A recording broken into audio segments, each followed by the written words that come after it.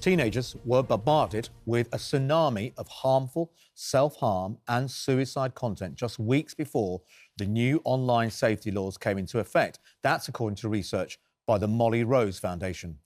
So the charity was set up by Ian Russell, whose daughter Molly took her own life at just 14 after being exposed to harmful content online.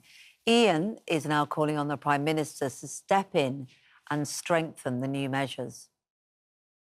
There's at least as much harmful content online now that's easy to find as there was that was served up to Molly in the 6 months before she ended her life. It's now time for Keir Starmer to take the lead on this issue and to make sure he prioritises online safety and does something about that manifesto promise and provides more safety for the young people of this country. Now, we just want to pre-warn you that the topics we'll be speaking about in the next few minutes may be distressing, but I'm sure you'll understand and agree that they're essential and so important that we do talk about them. So if we don't talk about them, then we never really see the light of day. Now, joining us now is George Nicolau, whose son, Christopher, took his own life in 2022 after he became involved in a dark web forum, alongside the CEO of the Molly Rose Foundation, Andy Burrows. George, first of all, thank you so much for coming in. It's incredibly brave, and I know that you're doing this in the honour of Christopher. But when you look at what's happening now, do you feel that we are in a position that we may never see this happen again to children like Christopher, or are you concerned that the parents now, that their children are still in a lot of danger? Look, the parents are still in a lot of danger, and I think they're going to be for a long time until parents realise that their children at home are not entirely safe. Back in our time, when we were locked in our room, it was just myself and my game, whatever it might have been at the time. Now, though, you're locked into your room. Your child is locked into his room or her room with another 10 billion other people. And parents actually don't understand that their child is not safe even at home. And, of course, you know, algorithms and data that is exposed on different platforms are not monitored the way they're supposed to be. I mean, you could surf through any platform and you'd see horrific data.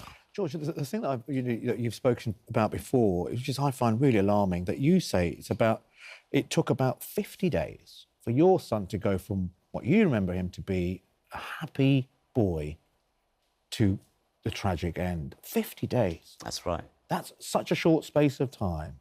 I mean, what was going on in those 50 days? What was he doing that you now realise and you were unaware of at the time? So Christopher was a very bright, educated child. He's an award winner at school.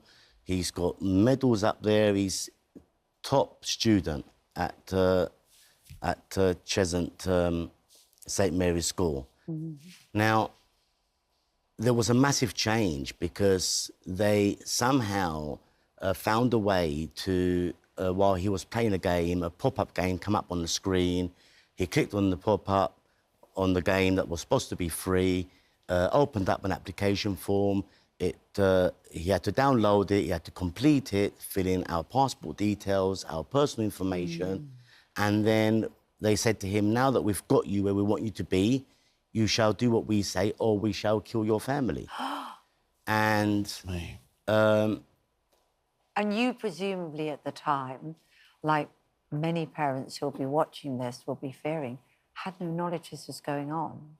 He was just in this terrible, dark web. Yeah, and it just got from worse to worse. You know, they were giving him simple challenges like eat cornflakes in 2 minutes and come back upstairs, disarm alarm panels, sit up and watch horror movies, sit up all night and don't sleep.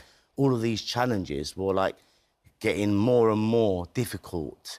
And so from the 26th of January 2022, all the way until the 1st of March, his life completely changed. And we saw a difference. But did you?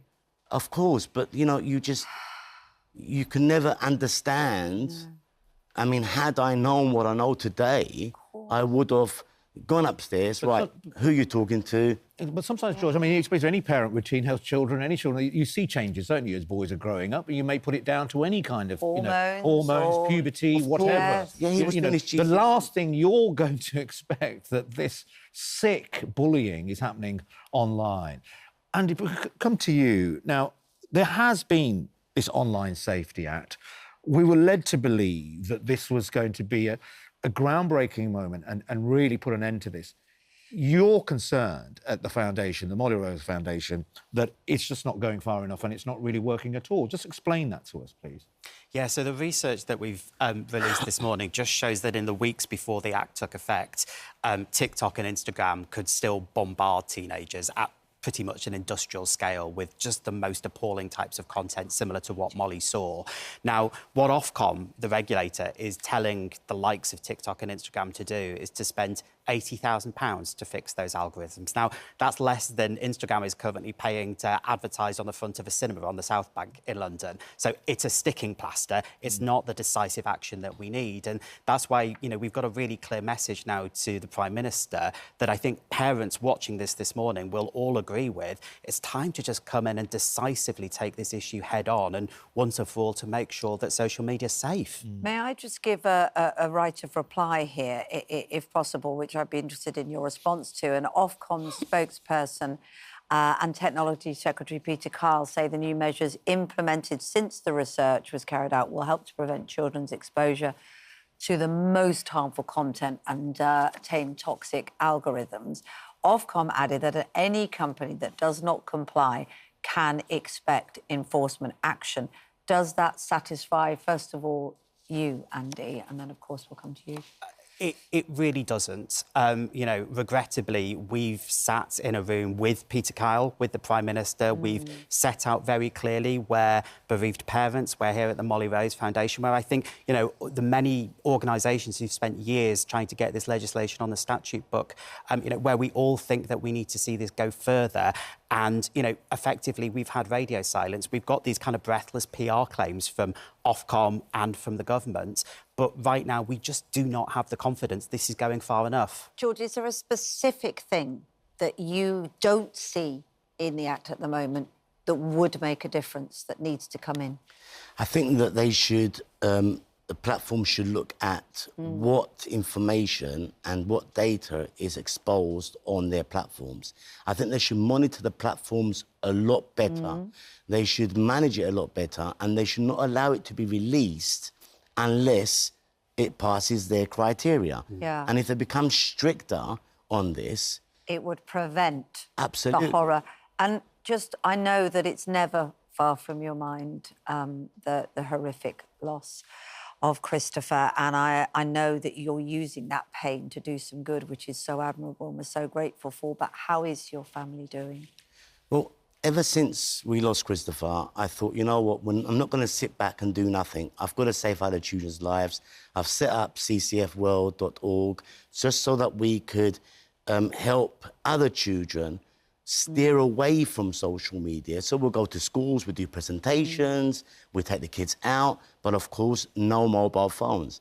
And my committee was saying, well, there's no way they're going to accept that, but they do, and the kids love it because it's giving them the opportunity to actually sit and talk amongst themselves in the coach as we're going down at the venue, where are we going to go, and they could have a good time and they could talk amongst themselves, realising that it's not only gaming, that you could sit up in your room as soon as you come home, put your bag down, up you go, sit down and play with the phones in your ears. It's a wonderful service you're doing, and we do wish you well in continuing with the terrible loss that you're dealing with. Thank you so much. Thank you, Kate. George, can I ask, you're doing this in honour of Christopher. Just tell us a bit about Christopher, though, as a young boy, because I think I want us to remember him. The foundation is named after him. I want us to remember him for what he was, of that happy boy you said who was doing so well at school. He was an A-star student.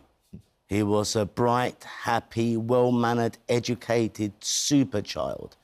You know, and I always say that if this could happen to my own child, such as Christopher, then I'll simply say no child is safe. Parents need to realise their children need to be monitored. They cannot be speaking to strangers and people they don't know. They could play games, absolutely fine, but don't play games with people you don't know. Well, you're the person to listen to. Yeah. Thank you very much indeed. Thank you so much.